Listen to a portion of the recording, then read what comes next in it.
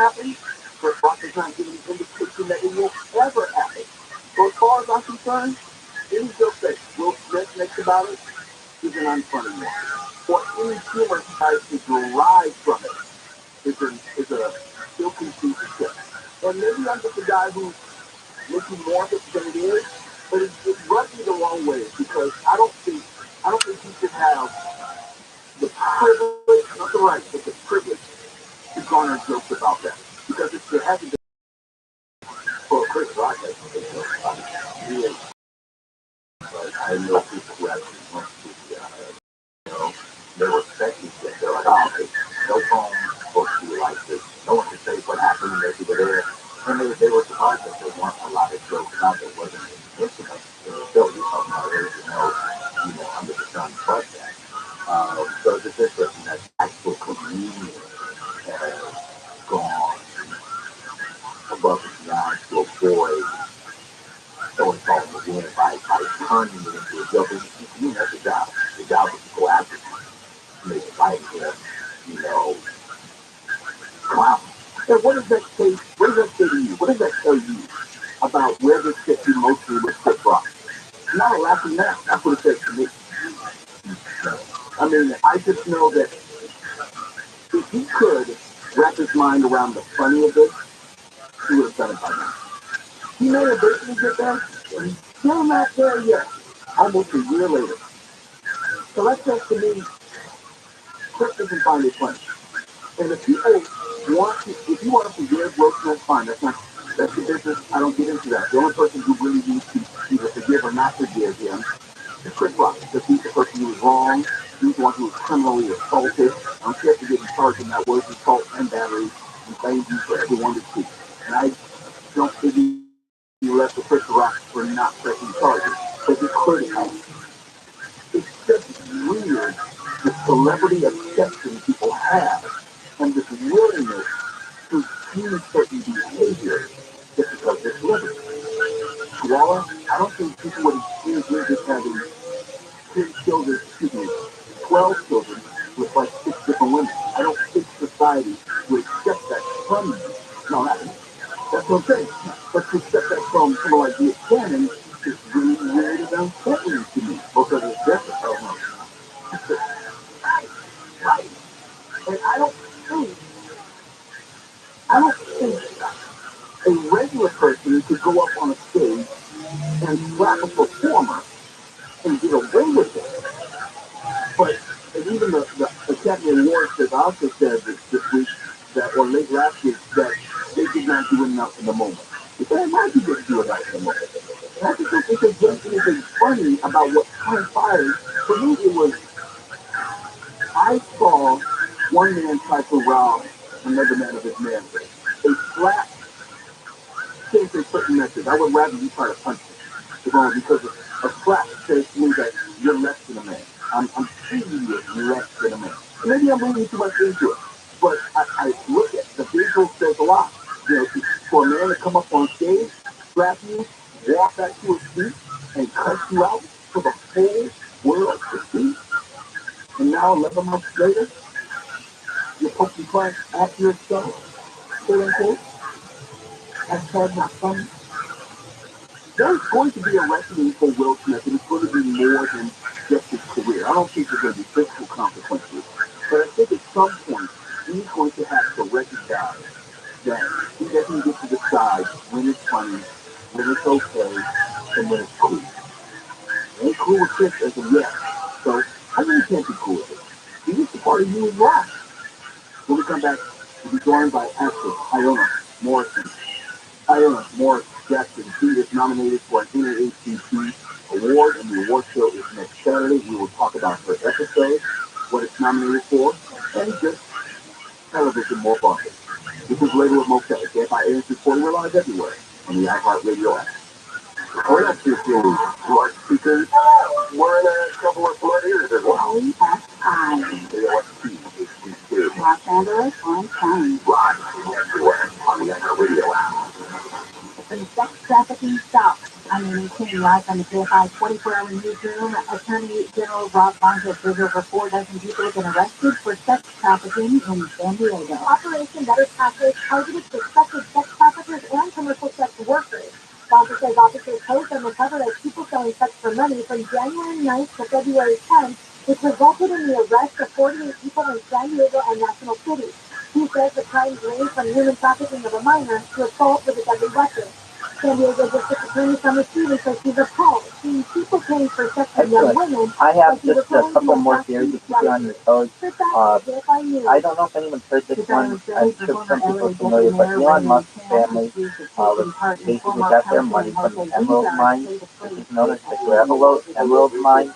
Elon Musk's grandfather, Joshua, held him in prison in 1948. Elon Musk has done a lot of damage control to try to make sure that no one finds out about this. Another person who has one of these kinds of backgrounds is Jeff Bezos.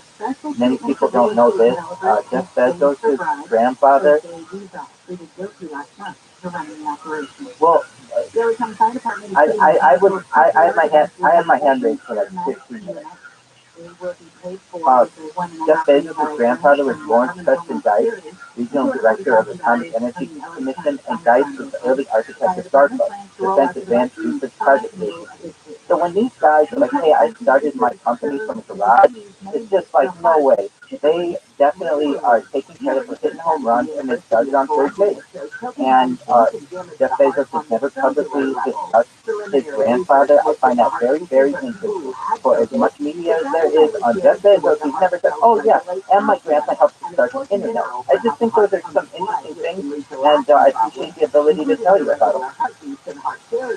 The damage isn't necessarily permanent, but more research is needed. Jennifer Jones, KFI News. The Supreme Court has taken up its first case about a federal law that shields Google, Twitter, and other internet companies from lawsuits over content posted by others. This is a huge deal for any American who thinks they've been harmed by social media use or website and internet service. Those companies have been protected through blanket sweeping immunity by Section 230 of the Federal. I'm saying that is his damage control. It's his damage control. His grandfather bought this in 1948. It's now privately owned. Killed in a terror attack in Paris in 2015 can sue Google for helping extremists spread their message and attracting recruits. Several justices said they were wary of allowing lawsuits against YouTube and other social media firms over algorithms they use to direct users to related content. Airbnb will enter Broadway's longest-running musical by inviting 2 guests to spend the night. South Africa. After inspired the Phantom of the Opera, guests can rent out a room at the historic Palais Garnier in Paris. Starting March 1st, Airbnb special one-night stay will be July 16th. It only costs $39, but of course you got to each person gets to reserve it. The bedroom will be in one of the most exclusive chambers in the Opera House. It'll be decorated to the nines, and guests will get dinner and a private show. Phantom of the Opera will take its final bow in New York City April 16th after more than 35 years on Broadway. Southbound weather from KFI becoming clear overnight delays in the 30s and 40s, 20s in the hour valleys, gusty winds pick up after midnight. Sunny and windy tomorrow with wind gusts up to 45 to 65 miles per hour. Highs in the low to mid-50s, beaches, Metro LA and the NYC, 40s and 50s in the valley tonight east, 30s and 40s in the North Valley. At a chance of rain tomorrow afternoon and evening with rain likely Thursday, Friday, and Saturday. Expect snow above the 1,600 to 2,000 foot level. 63 to 6 inches of snow in the foothills. We get a break on Sunday, but another storm joining on Monday night and Tuesday. It's 51 in Diamond Bar, 54 in Fort Beach, 45 in Palmdale, 55 in Hollywood. Got a crash in Anaheim on the 91. On the eastbound side of the right now I have reports that it was a crash. I've also had reports that it was a stalled car blocking the 2 left lanes. But anyway, lanes are blocked and it's causing a backup. That's for the eastbound delays getting away from the 5 freeway. Beyond the scene of this incident, you have a drive ahead as you continue into Anaheim Node. So cut out to Encino. This is a wreck along the 101 southbound, which is closed. Southbound lanes also has to do with earlier wreck, ongoing investigation. and they'll divert you off at Whiteout. So when you're backing up away from Tampa Avenue, you'll have to head down to Havenhurst to reconnect with that 101 southbound. If you see any problems, you can always give us an update. Pound 250, keyword KFI traffic. KFI in the sign helps get you there faster. I mean, from our tonight. I'm Michael Akiva, managing partner at Jacoby and Myers. It's not easy to be in this. You just been through a traumatic experience, and now you're forced to face the process of a long recovery period. You need confidence in your medical team and legal team, and you need them to be able to guide you through the process with professionalism and care. That's where Jacoby and Myers comes in. We have a proven track record of helping people get back on their feet after suffering an injury, and we're proud that our clients see this as their number one fund year after year. Be certain, feel secure. Choose Jacoby and Myers. Do you have heart failure and often hear, those benefits is ruined your birthday? You're too tired to drink that stuff off. We have such facilities to carpal tunnel syndrome diagnosis. If these seemingly unrelated symptoms sound familiar, come see a cardiologist and ask about transthyretin amyloid cardiomyopathy, or ATTR-CM, a rare and underdiagnosed disease that gets worse over time. Learn more at connecttoyourhealth.com. That's connecttoyourhealth.com. Sponsored by Science. Our second guest minutes are fresh because they can be interrupted by diarrhea, gas, bloating, stomach pain, or oily stool. It turns out I have UTI, or estrogen pancreatic insufficiency, which means I'm missing the enzymes needed to digest food. My doctor prescribed Creon, tranquilizers, and oral prescription medication that replaces pancreatic digestive enzymes. Creon treats UTI due to cystic fibrosis, chronic pancreatitis, pancreatectomy, or other conditions.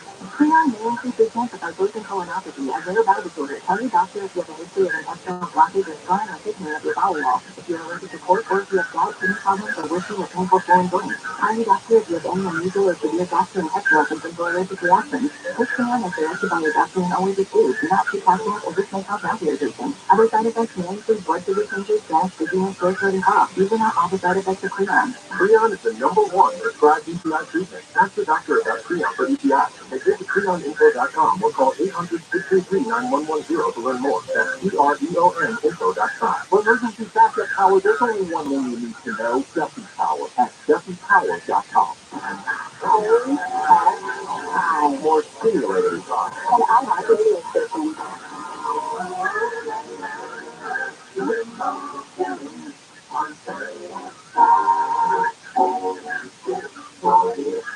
We're live everywhere on the iHeartRadio app. Sometimes talent transcends generations, and maybe it's that today. Take Iona Morris Jackson, for example. She's the daughter of the late and legendary Greg Morris of Mission Impossible fame.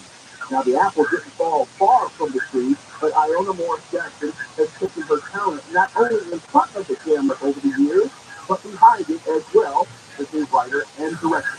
To that end, she's been nominated for Outstanding Director series for the upcoming 54th NAACP Image Award for her Blasted TV show episode, and we'll talk more about that in just a moment. In fact, the winners will be announced Saturday, February 25th on BET. And throughout the week, the non-televised categories, those winners will be announced as well online. So joining me right now is Iona Morris Jackson. Thank you for coming on with me. How are you? Well, I'm fabulous. Thank you for having me, Mo Kelly. I love it. Now we know we're going to grease the boat at the show. So come on in. I mentioned your late father with great affection and respect in my introduction. And I suspect that having a famous parent, it could be a blessing, and it can be, I wouldn't say a curse, but it can be a hardship on some level. How would you describe it?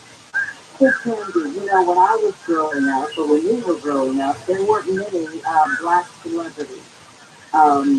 Jerry, Sydney, smattering of others, Diane, you know, but not lots. So whenever we go, that's the only ones. And so other black people in our community, they didn't know any of us. So you didn't know whether they wanted to come over and be friends with you because of daddy, or be friends with you because of you, or teachers were, you know, what was going on.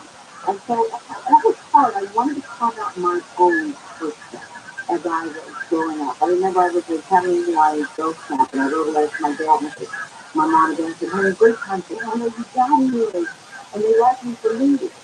And, it, you know, on looking back on it, I think that could have hurt my father's heart in a way.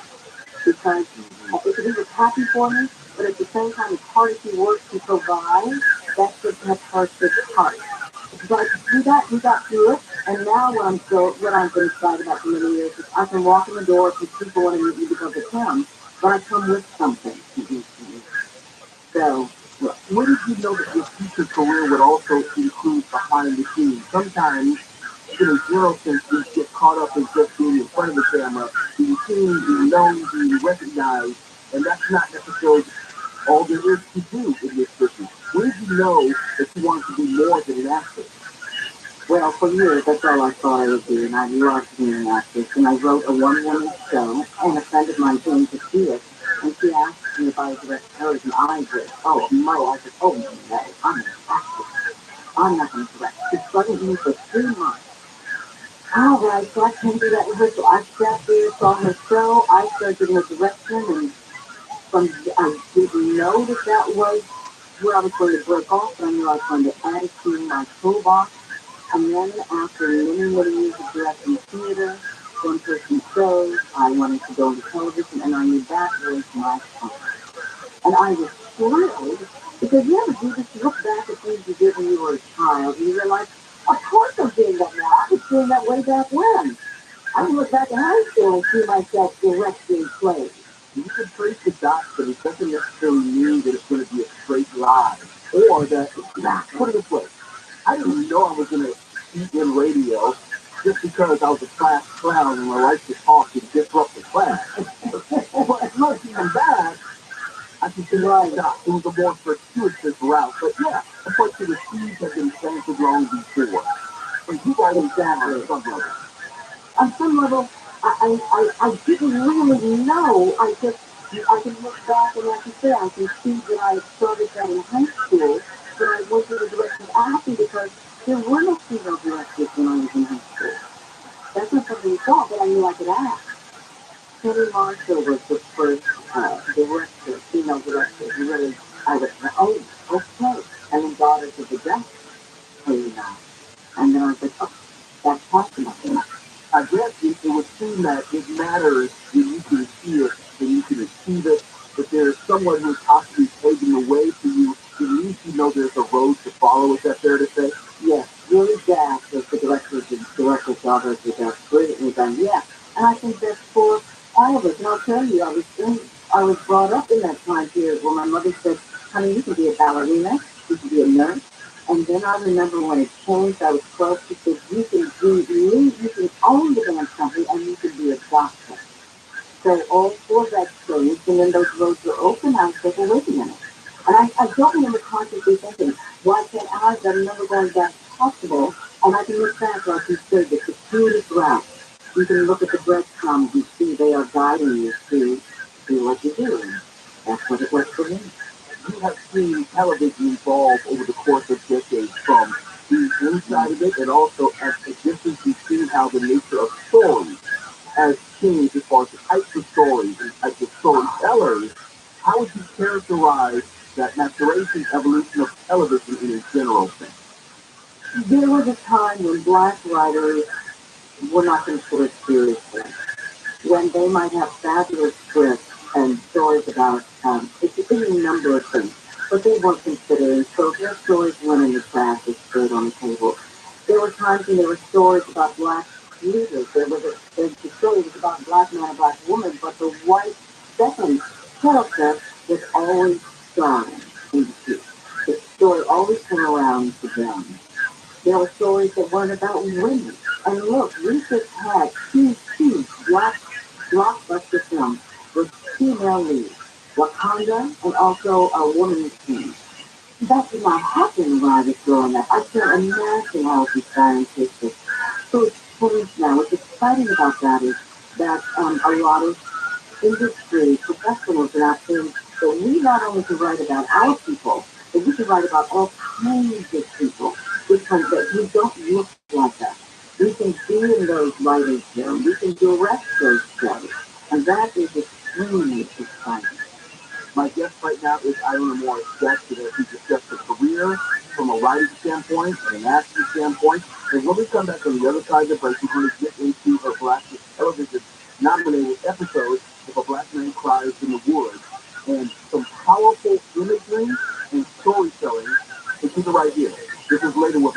We're live everywhere on the iHeartRadio app. Now, let's go to the KFI 24-hour newsroom and Amy James. One person has been shot outside of James in Bellflower. The other contest from failed to fight in the shot fired outside the restaurant around 3 this morning. The person's officer taken to the hospital. A man with alleged ties to a California prison gang was pleaded not guilty to killing 6 people in the small town of Dothan execution trial, included a teenage mother and her baby. Angel Uriastis has been charged with 6 counts of murder and could face life in prison or the death penalty if convicted. Home sales in the U.S. are down for 12 straight months. The National Association of Realtors says existing home sales were down 0.7% in December, the fifth rate in a decade. Sales are down nearly 37% from this time last year. Sunny early tomorrow, then a chance of rain by the afternoon and evening. Highs will be in the 40s, 50s. Rain likely Thursday, Friday, and Saturday.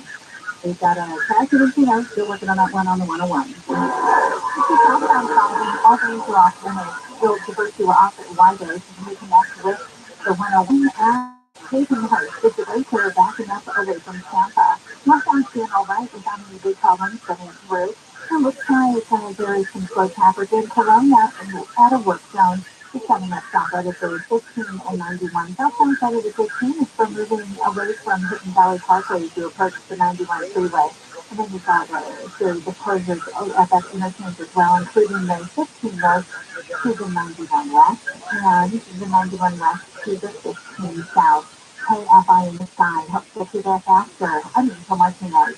This report is sponsored by Albertsons and Vons. Save big with digital coupons at Vons and Albertsons. Right now, get a 7 Lisa large grade double A egg for just $3.97 each with digital coupons on Vons or Albertsons.com. Number 2, offer valid through February 21st. On the podcast Really Know Really, join best friends Jason Alexander and Peter Chilton along with experts, newsmakers, and celebrities in a search for answers to life's most fascinating, easy, and annoying questions. Those things that make you go, really? Now, really? So features a 17-year-old in Rhode Island who ran a candidate that was a secret. Really? Wait, that's news to me. That's Really Know Really right there. Really Know Really. Listen to Really Know Really on the iHeartRadio app or wherever you get your podcast.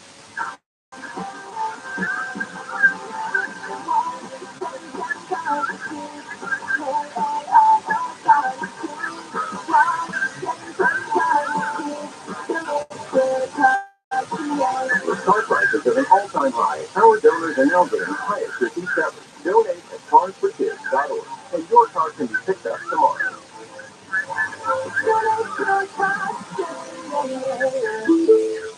Could you use some extra help meeting basic needs, like putting food on the table or paying the rent, keeping your home warm and the lights on, buying new seats for brand seats, or help with medical needs? Find out about the Supplemental Security Income Program, SSI, administered by Social Security. It's money you can use to help pay for basic needs like food, clothing, shelter, or medical needs. You can receive monthly SSI payments if your income and financial resources are low, and you're 65 or older, or an adult or child with a disability, or who is blind. Call 1-800-772-1213 or go to ssa.gov/SSI to learn more about SSI and start your patient process today. That's ssa.gov/SSI. This message produced by Social Security and U.S. Taxpayers Trust.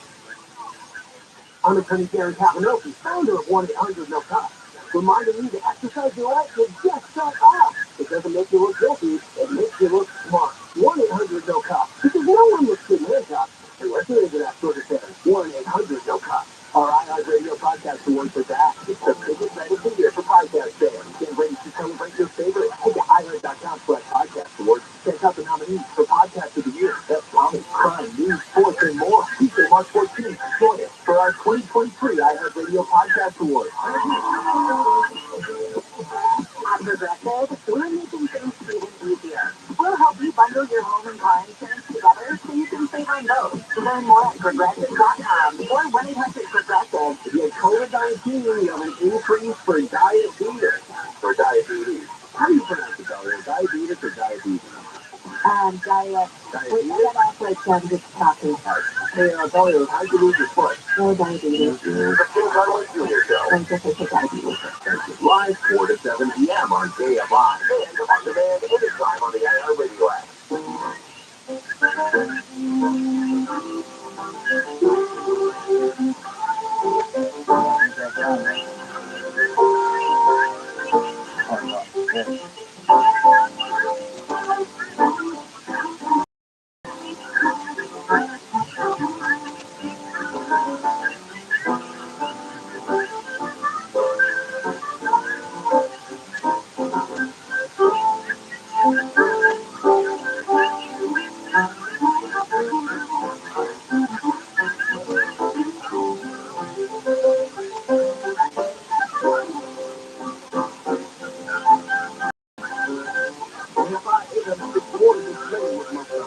Everywhere on the iHeartRadio app. And if you're just tuning in, I'm in the middle of a conversation with Iona Morris Jackson as she talks about her nominated episodes for Outstanding Director in a Comedy Series for the upcoming 54th NAACP Image Awards. And with Morris Jackson, let's talk about now your episode of If a Black Man Cries in the Woods, which was featured on the TV show Blackish. Blackish is a comedy, but from time to time they will touch upon more serious or more contemplative issues. And there is this powerful change and interaction with three generations of men go hunting together. And at one time they're expressing their masculinity. And at the same time, they're dealing with their vulnerability or lack thereof. Let me get out of the way because it's your episode. What should people take with that episode? What should they learn about what you're trying to say? Black men have feelings too. And men in general, we can apologize, we can find forgiveness for forgiveness. We can understand ourselves and each other in a different way. We're never too on our thoughts. Listen, like they say, the most vulnerable and intimate thing you do is look into someone's eyes without looking away. So, waiting and exhaling is pretty cool. That's what I thought. I thought the same thing before we got us together. Right? Now I never felt so free. Oh, look at this. Remember things. I think that is intriguing because I say this as an African American man. I remember how I was socialized and many of my peer groups were socialized. We were socialized to not show emotion, not cry in public, not show vulnerability. You have to have a very hard exterior, and showing vulnerability was showing weakness. What has been your response to the episode inside and outside the African American community? Well, I had a backyard full of friends and family on the night that this aired. And a lot of men, we have a large screen TV, and they're seeing yourself. And there are men who cried. There are men who were just so grateful to be able to see that they could open up that vulnerable part of themselves. Those who have opened up that vulnerable part who were very much made aware that other men are doing that. Others who said they're going to call their father. And one of them, my nephew, who just lost their father, it's particularly hard on them because they didn't get an opportunity to make peace. And outside the Black community, I've gotten the same response. Because the brilliance of Blackish is that it not only spoke to us as Black people, African American people, but it spoke to people of all nationalities across the board. And that came from letters and emails that the producers received telling them, wow, I'm East Indian I can relate, I'm Mexican I can relate, I'm Jewish I can relate, so forth and so on.